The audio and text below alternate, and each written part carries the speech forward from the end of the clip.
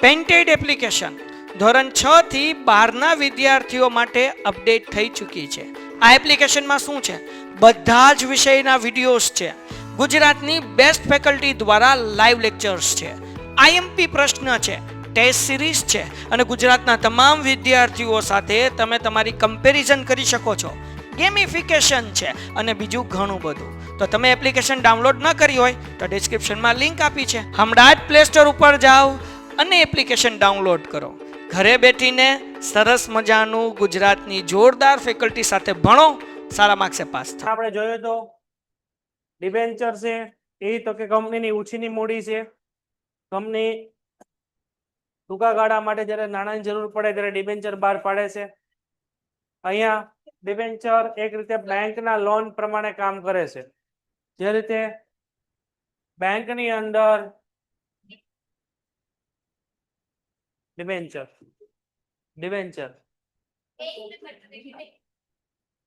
જે રીતે બેંકની અંદર જે રીતે તમે લોન લેવા જાવ છો, બરોબર છે, અને એ લોનમાં જે રીતની પ્રોસિજર હોય છે એમાં તો કે વ્યાજનો દર ફિક્સ હોય છે, દર મહિને તમારે હપ્તો ભરવાનો હશે અને સમય પણ ફિક્સ હોય છે.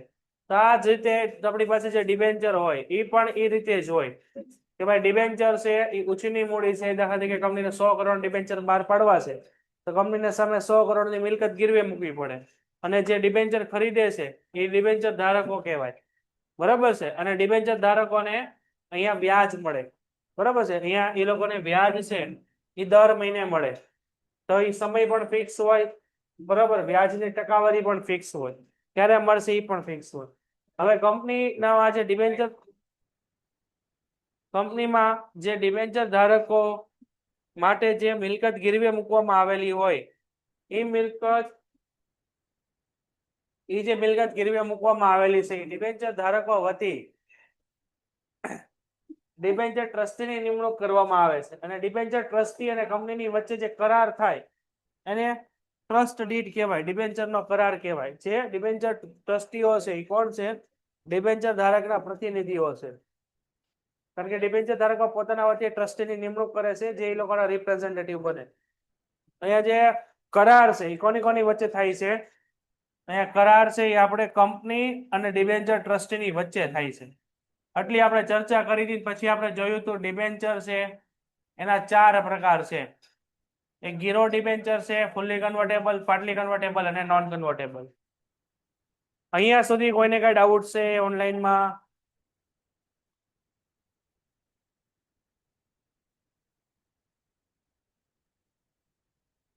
શું કંપની અને ડિબેન્ચર ટ્રસ્ટી એટલે?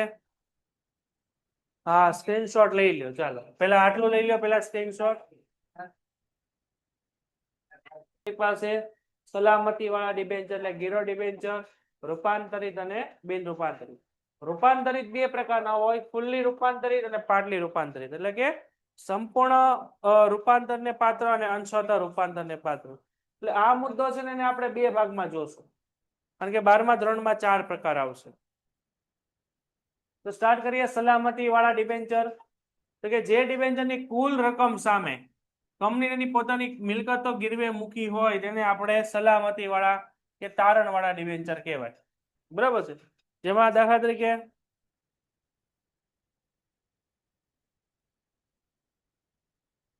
તરીકે કંપનીને 100 કરોડ રૂપિયાની જરૂર છે તો કંપની એની સામે 100 કરોડની પોતાની મિલકતો ગીરવે મૂકશે, બરાબર છે. તો એને આપણે કહેશું તારણ વાળા ડિબેન્ચર અથવા સલામત ડિબેન્ચર. જે ગીરો ડિબેન્ચર આ મિલકતોનો ઉપયોગ કરી કંપની કરી શકે છે. ગીરો મૂકેલ મિલકતોનો ઉપયોગ કંપની કરી શકે છે એટલે આને આપણે કેવો કહેવાય? આને આપણે કહેવાય તરતો બોજ. તો આ તરતો બોજ અને સ્થિર બોજ કોને કહેવાય એની આપણે ચર્ચા કરી હતી. આ 12મા ધોરણમાં આવશે આયેલું. તો કે તરતો બોજ એટલે કે જેનો કંપની ઉપયોગ કરી શકે અને સ્થિર બોજ એટલે કે જેનો કંપની ઉપયોગ ન કરી શકે, બરાબર છે. પછી આપ્યું છે રૂપાંતરિત ડિબેન્ચર એટલે જે ડિબેન્ચરનો નિશ્ચિત સમયે શરતોને આધીન શેરમાં સંપૂર્ણ રૂપાંતર થાય અથવા અંશતઃ રૂપાંતર થાય. તો અહીંયા હવે તમને આપેલું છે, અહીંયા તમને કીધેલું છે ફોર એક્ઝામ્પલ સંપૂર્ણ રૂપાંતર. સંપૂર્ણ રૂપાંતર તેને આપણે કહેશું ફુલ્લી કન્વર્ટેબલ ડિબેન્ચર, અને અંશતઃ રૂપાંતર તેને આપણે કહેશું પાર્ટલી કન્વર્ટેબલ ડિબેન્ચર. બરોબર છે. આ બંને 12મા ધોરણમાં આવશે. અહીંયા એક જ મુદ્દામાં બે આપી દીધું છે, પણ 12માં અલગ અલગ આવશે. જો કંપની નિયમનપત્રમાં જોગવાઈ હોય તો આવા ડિબેન્ચરને નિશ્ચિત સમયમાં ચોક્કસ રકમમાં ડિબેન્ચરના બદલામાં કેટલાક શેર આપવામાં આવે છે. ડિબેન્ચરના બદલામાં અહીંયા કેટલાક શેર આપવામાં આવે છે. એટલે અહીંયા શેર એટલે અહીંયા લખજો. અહીંયા આપણા જે શેરની વાત કરીશ ને એ શેર એટલે આપણા ઇક્વિટી શેર. અને બિન રૂપાંતર પાત્ર ડિબેન્ચર એટલે શું કે ભાઈ આવા ડિબેન્ચરોનો ઇક્વિટી શેરમાં રૂપાંતર કરવામાં આવતું નથી અને નિશ્ચિત સમયે ડિબેન્ચર ધારકોને નાણાં પરત કરી દેવામાં આવે. રૂપાંતર ટૂંકમાં થશે નહીં. તો અહીંયા સુધી જોઈ લો, ન સમજાઈને પૂછો.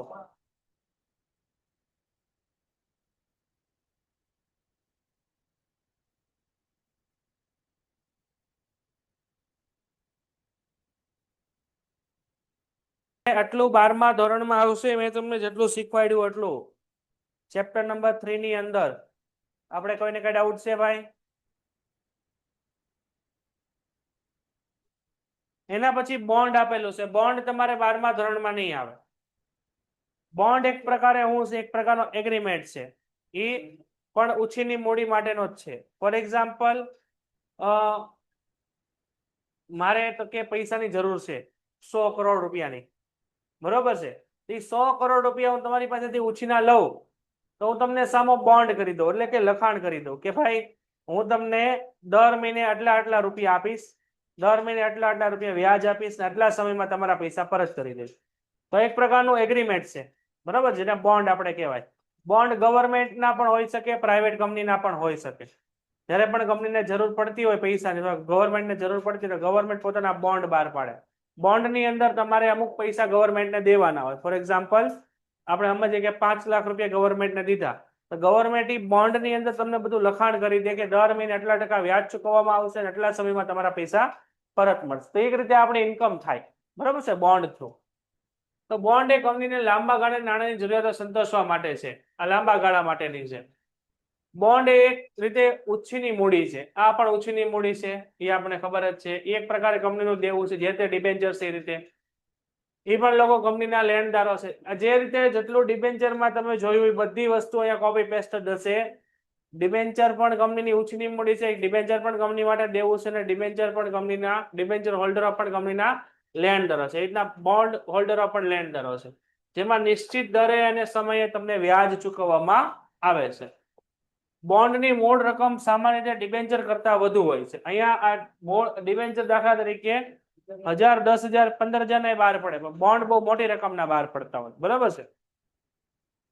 બોન્ડની અંદર તમે જોવો તો સરકારી બોન્ડ પણ હોય, મ્યુનિસિપાલિટી કોર્પોરેશનના પણ બોન્ડ હોય અને કંપનીના પણ બોન્ડ હોય, બરાબર છે.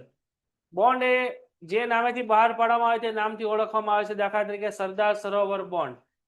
તેનો મિનિંગ શું થયો કે ભાઈ સરદાર સરોવર આપણે બનાવવાનું છે. હવે સરદાર સરોવર બનાવવા માટે 5,000 કરોડ રૂપિયાની જરૂર છે. એ 5,000 કરોડ રૂપિયા સરકાર પાસે નથી. તો તમે શું કરશો? એ સરદાર સરોવર સરદાર સરોવરના જે બોન્ડ બહાર પડે એમાં તમે પોતે એમાંથી અમુક ટકા બોન્ડ ખરીદો. દાખલા તરીકે તમે 1 કરોડના બોન્ડ ખરીદ્યો. એ સરદાર સરોવર જે યોજના આખી હશે ને એમાં 1 કરોડ તમારું યોગદાન હશે. તો જ્યાં સુધી એ ડેમ બનીને તૈયાર થઈ જાય અને તમને સરકાર જ્યાં સુધી 1 કરોડ રૂપિયા પરત ન કરે ત્યાં સુધી તમને નિશ્ચિત દરે વ્યાજ મળતું રહે. એક રીતે ટૂંકમાં સરકારની આ યોજનામાં તમે 1 કરોડ રૂપિયા પોતાના રોકાણ કર્યા છે અને અમુક સમય થાય પછી તમને સરકાર પરત કરી દે. તો બોન્ડ ચોક્કસ મુદ્દત માટે હોય છે. ચોક્કસ મુદ્દત માટે એટલે દાખલા તરીકે સમજો કે ભાઈ 5 વર્ષ માટે. જો આમાં નિશ્ચિત દરે વ્યાજ પણ હોય છે, એટલે દાખલા તરીકે સમજો કે ભાઈ 8.5% અને નિશ્ચિત સમયે વ્યાજ છે. દાખલા તરીકે સમજો કે ભાઈ દર મહિને. તો જે રીતે ડિબેન્ચર છે એ રીતે જ તે બોન્ડ છે. આ રિયલમાં તમારે બોન્ડ જોવા હોય તો ગૂગલ ઉપર ખાલી સર્ચ કરજો કે ભાઈ સરદાર સરોવર બોન્ડ અથવા નર્મદા બોન્ડ અથવા શું કહેવાય નેશનલ હાઈવે બોન્ડ, કોઈ પણ ગવર્મેન્ટનું નામ લખી અને સર્ચ કરજો અથવા એક્ઝામ્પલ ઓફ બોન્ડ લખશો તો પણ આવશે. સરકાર કે કંપની મોટી યોજનાઓ હાથ ધરવાની હોય, જો અહીંયા કંપનીને મોટી યોજનાઓ હાથ ધરવાની હોય ત્યારે કંપનીને લાંબા સમય માટે પૈસાની જરૂરિયાત હોય જે બોન્ડ દ્વારા પૂરી પાડી શકાય. ફોર એક્ઝામ્પલ સરકારને અહીંયા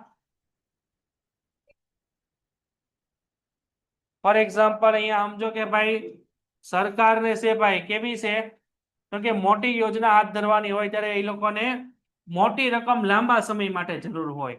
એટલે એમ સમજો કે ભાઈ સરકારને એક ડેમ બનાવવાનો છે. આ ડેમ બનાવવા માટે 500 કરોડ રૂપિયાની જરૂર છે. તો 500 કરોડમાં તમે 10 કરોડ રૂપિયા રોક્યા, બરોબર. 10 કરોડના તમે શું ખરીદ્યા?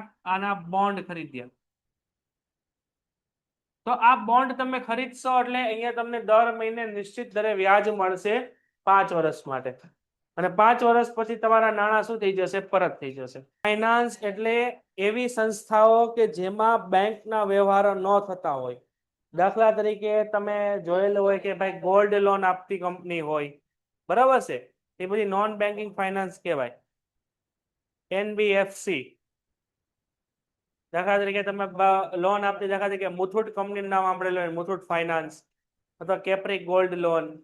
અને નોન બેન્કિંગ ફાઇનાન્સ કહેવાય જે બેંકનું કામ ન કરે. દાખલા તરીકે બેંકની અંદર શું હોય કે ભાઈ તમારે પૈસા જમા થાય, પૈસા ઉધાર થાય, તમને ATMની સુવિધાઓ આપે, નેટ બેન્કિંગ હોય, એવું બધું આમાં ન હોય. આમાં ખાલી કોઈ એક સ્પેસિફિક વર્ક જ હોય. દાખલા તરીકે ગોલ્ડ લોનનું કામ છે તો ગોલ્ડ લોનની જે પણ સંસ્થા હોય ને નોન બેન્કિંગ ફાઇનાન્સ કહેવાય. એ બેંકની બધી સુવિધાઓ પૂરી ન પાડી શકતા હોય. રેડી છે એટલું? તો પેલો આપ્યું છે આમાં નાણાં મેળવવા સરળ છે કોની માટે? પ્રતિષ્ઠિત અને નફો કરતી કંપની માટે. બીજું નાણાં મેળવવાનો ખર્ચ ઓછો છે કોની કમ્પેરિઝનમાં? બાકી બધી કમ્પેરિઝનમાં. અન્ય સાધનો કરતા. અન્ય સાધનો એટલે કયા થશે આપણા? અન્ય સાધનો એટલે આપણા થશે ડિબેન્ચર છે, બોન્ડ છે. આ બધી વસ્તુઓ કરતા જાહેર થાપણોમાં નાણાં મેળવવાનો ખર્ચ કેવો છે? ઓછા ખર્ચે. મિલકતો બોજ મુક્ત રહે છે. તો નાણાં મેળવતી વખતે કંપનીએ મિલકતો ગીરવે મૂકવી પડતી નથી. ગીરવે મૂકવી પડતી નથી.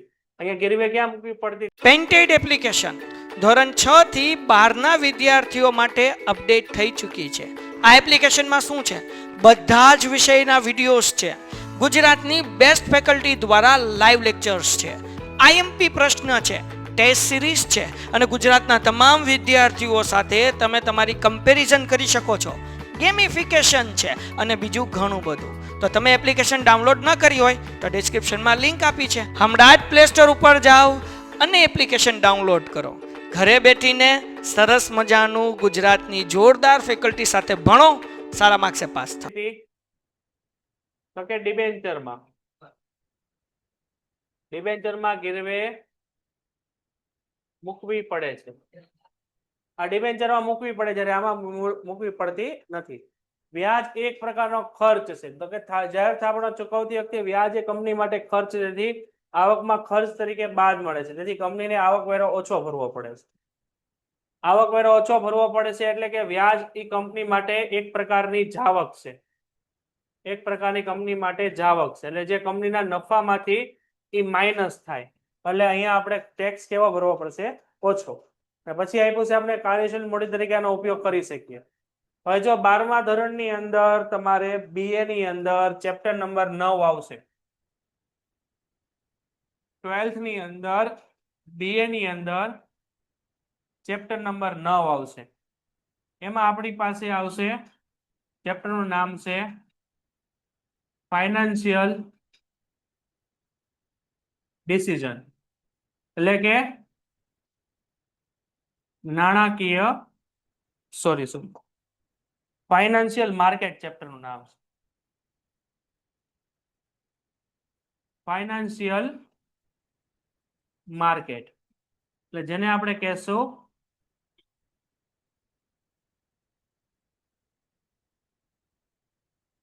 નાણાકીય બજાર. હવે આ ચેપ્ટર જે આવશે ને, ચેપ્ટર નંબર 12મા ધોરણમાં ચેપ્ટર નંબર 9, આની અંદર આપણે બે પ્રકારની મૂડી ભણવાની છે. બે પ્રકારની મૂડીમાં આપણી પાસે પહેલી મૂડી છે જે આપણી પાસે છે કાર્યશીલ મૂડી, અને બીજી આપણી પાસે મૂડી છે જેનું નામ છે કાયમી મૂડી.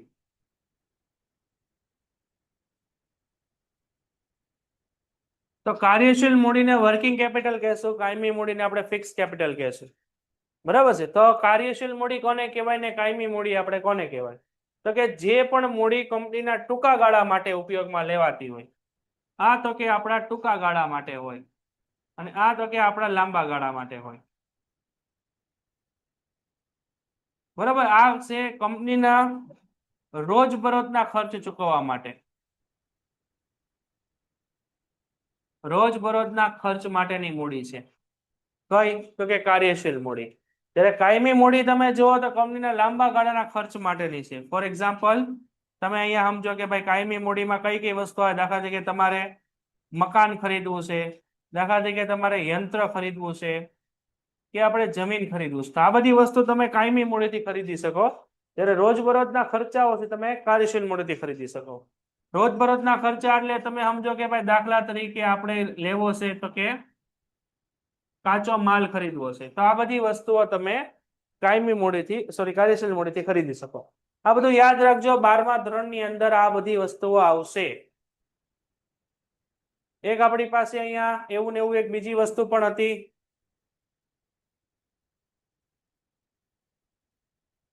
જો આ શબ્દ આપેલો છે કાર્યશીલ મૂડી. બરાબર છે. તો આ બધી વસ્તુઓ ધ્યાન રાખજો. અહીંયા આપણા ફાયદાઓ બધા પૂરા થાય છે. એટલું જોઈ લો, ન સમજાઈને પૂછો. કાર્યશીલ મૂડી એ ટૂંકા ગાળાની મૂડી છે, ખબર જ છે. નાણાકીય જરૂરિયાત માટે જાહેર થાપણો દ્વારા આવી મૂડી મેળવવામાં આવે છે. તો કાર્યશીલ મૂડી ટૂંકા ગાળા માટેની છે, કાયમી મૂડી લાંબા ગાળા માટે. કાયમી મૂડી એટલે જમીન, મકાન, યંત્ર ખરીદવા માટેની મૂડી. ત્યારે કાર્યશીલ મૂડી રોજબરોજના ખર્ચા ચૂકવવા. દાખલા તરીકે કાચો માલ ખરીદવો છે, તમારે પગાર ચૂકવવો છે, તમારે નાના મોટા ખર્ચા કરવા છે, કોઈ પણ ખર્ચ કરવો છે વગેરે માટે આ મૂડીની જરૂરિયાત રહે. તો અહીંયા આટલા ફાયદા જોઈ લો. ન સમજાઈને પૂછો સર કાયમી મૂડી કાયમી ખર્ચ માટે. આ કાયમી ખર્ચ માટે અને આ ટૂંકા ગાળાના. જો ત્રીજા પોઈન્ટ ની અંદર એવું કીધેલું છે કે જ્યારે તમે ડિબેન્ચર દાખલા તરીકે બહાર પાડો છો, દાખલા તરીકે તમે ડિબેન્ચર બહાર પાડો છો તો ડિબેન્ચરમાં તમારે તમારી મિલકતો ગીરવે મૂકવી પડે. એવું આપણે ક્યાં જોયું છે? જો અહીંયા જોયું હતું. અહીંયા આપણે જોયું છે કે ભાઈ જ્યારે તમે ડિબેન્ચર બહાર પાડો ને ત્યારે તમારે તમારી મિલકતો ગીરવે મૂકવી પડે. બરાબર છે. તો જ્યારે ડિબેન્ચર બહાર પાડો ત્યારે મિલકતો ગીરવે મૂકવી પડે છે. પરંતુ જ્યારે તમે જાહેર થાપણો બહાર પાડો છો ને ત્યારે તમારે મિલકતો ગીરવે મૂકવી પડતી નથી. કારણ કે આની અંદર કંપની પોતાની રીતે પૈસા નથી માંગતી. જાહેર જનતા પોતાની રીતે એમાં ઇન્વેસ્ટમેન્ટ કરે છે. એ પોતાને લાગે તો ઇન્વેસ્ટમેન્ટ કરશે. એટલે એનો પહેલી જ પ્રોબ્લેમ છે અનિશ્ચિતતા. એટલે આની અંદર તમે મિલકત ગીરવે મૂકો ડિબેન્ચરમાં, એટલે ડિબેન્ચર ધારકો મિલકત તમને ઉછીના પૈસા આપશે. જો તમે પૈસા પાછા નહીં આપો એ લોકોને તો તમારી મિલકત વેચી દેશે. એટલે એ લોકો માટે ફાયદો છે. જ્યારે જાહેર થાપણોની અંદર કેવું છે, એના ઉપર મિલકત ઉપર બોજ મૂકવામાં આવતો એટલે મિલકત ગીરવે જ નથી મૂકવામાં આવતી. એટલે એમાં પહેલી મર્યાદા શું છે કે અનિશ્ચિતતા છે કે ભાઈ લોકો એ વસ્તુ ખરીદે છે અને નહીં પણ ખરીદે. કારણ કે કંપની જો કદાચ ડૂબી જાય તો કંપનીમાં રિકવરી માટે તમને કોઈ વસ્તુ હામી મળશે નહીં. ફોર્થમાં મૂક્યું છે વ્યાજ એક પ્રકારનો ખર્ચ છે. આમાં જે તમે વ્યાજ ચૂકવો છો નિશ્ચિત દરે એક પ્રકારે કંપનીની જાવક છે. જાવક છે એટલે તમને આવકમાંથી બાદ મળે. બરાબર છે. એટલે તમારે જે ટેક્સ છે એ ઓછો આવે કારણ કે તમારી આવક અહીંયા ઓછી થઈ જાય.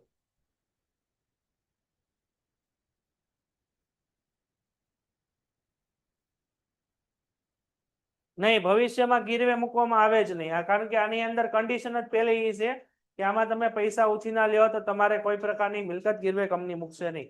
પણ ડિબેન્ચરમાં મૂકવામાં આવે, આમાં મૂકવામાં નહીં આવે. મર્યાદાની જો તમે વાત કરો તો પહેલી મર્યાદા અહીંયા એવી છે કે રોકાણકારોના પ્રતિભાવ અગાઉથી જાણી શકાતા નથી કે આ લોકો આ વસ્તુમાં રોકાણ કરશે કે નહીં કરે. જ્યારે ડિબેન્ચરની અંદર આ બધી વસ્તુઓ તમને નિશ્ચિત જોવા મળતી હોય.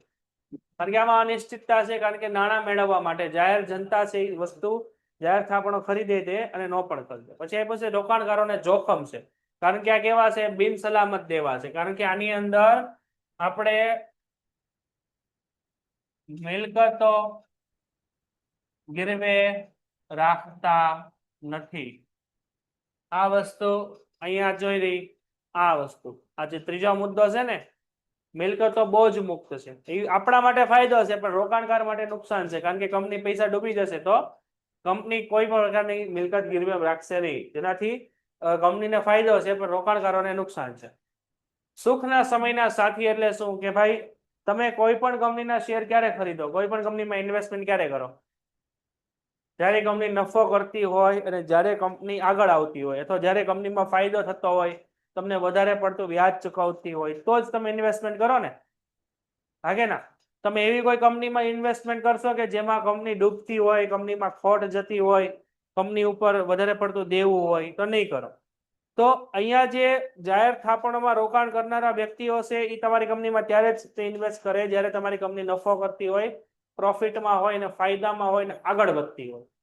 તો એ લોકો સુખના સાથી છે. કંપની ડૂબી જાય તો એ લોકો પૈસામાં રોકાણ કરશે, એટલે આમાં અહીંયા કીધું છે ને અનિશ્ચિતતા છે આની અંદર, બરાબર છે? તો શું કીધું છે? જાહેર થાપણો એ કંપની માટે સાનુકૂળ અને સુખના સમયમાં સાથ જોવા મળે છે, કારણ કે કંપનીની આર્થિક પરિસ્થિતિ અહીંયા બગડે કે કંપની વિશે બજારમાં ખોટી અફવા ફેલાય ત્યારે રોકાણકારો પોતાની થાપણો પાકતી મુદ્દત પહેલા જ પરત મેળવવા ઘસારો કરે છે. એટલે કદાચ થોડી ઘણી ખોટ આવે તોય પોતાના મિલકત છે એ વેચી દેતા હોય છે અને થાપણો ઉપાડી લે છે, પોતાની જે ડિપોઝિટ છે એ લઈ લે છે. આવા સંજોગોમાં કંપનીની મુશ્કેલીઓમાં વધારો થાય છે, માટે સુખના સમયના સાથી છે આ લોકો. અને બધા જો પોતાના પૈસા પાછા લઈ લે તો કંપની પાસે કઈ પૈસા બચે નહીં. પછી આપ્યું છે નવી અને નબળી કંપનીઓ માટે મુશ્કેલી. તો જો અહીંયા તમને આપેલું છે પહેલો ફાયદામાં તે નાણાં મેળવવા કેવા છે સરળ, પણ કોની માટે? જે પ્રતિષ્ઠિત અને નફો કરતી કંપની માટે. અહીંયા એવું જ કીધું છે કે તમને નવી કંપની માટે કેવું છે આ? તો કે મુશ્કેલ છે, કારણ કે નવી કંપનીને માર્કેટમાં જાહેર જનતા ઓળખતી ન હોય. તો પહેલો જ પ્રોબ્લેમ અહીંયા ઈ જ આવે કે આ લોકો નવી કંપની નબળી કંપનીઓ માટે મુશ્કેલ છે, જેથી કંપનીમાં રોકાણકારોને શરૂઆતમાં વિશ્વાસ હોતો નથી, માટે રોકાણકારો આવી કંપનીમાં પૈસા રોકવા માટે જોખમ ઉઠાવતા નથી. તો અહીંયા આપણું જાહેર થાપણો આખું પૂરું થાય છે, આખું જોઈ લો, ન સમજીને પૂછો. પેન્ટેડ એપ્લિકેશન ધોરણ 6 થી 12ના વિદ્યાર્થીઓ માટે અપડેટ થઈ ચૂકી છે. આ એપ્લિકેશનમાં શું છે?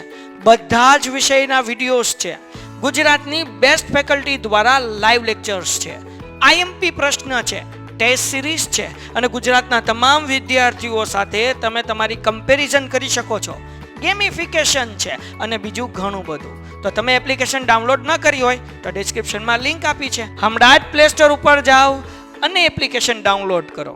ઘરે બેઠીને સરસ મજાનું ગુજરાતની જોરદાર ફેકલ્ટી સાથે ભણો, સારા માર્ક્સે પાસ થાઓ.